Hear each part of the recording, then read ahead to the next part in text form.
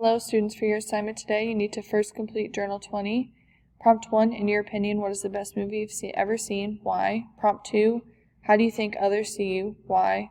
Prompt 3 is a free write. You may use this journal as a free write. You may write about anything. Be sure to keep this free write school appropriate. Please make sure that you are using the proper journal template when writing your journals. The directions state write all journal entries on this template. You should aim to write for 4 complete minutes. You need to make sure you are using proper grammar and punctuation in your journals. All journals should be typed in Georgia font, size 12, 1.15 space. This template is automatically set for that. Do not change the font on this template. Journals should be at least 6 lines in the box below. No need to indent the first line. If you can't get 4 minutes out of prompt 1, jump to another or do a free write. Today's assignment is the cover letter example worksheet. Directions using the resume below.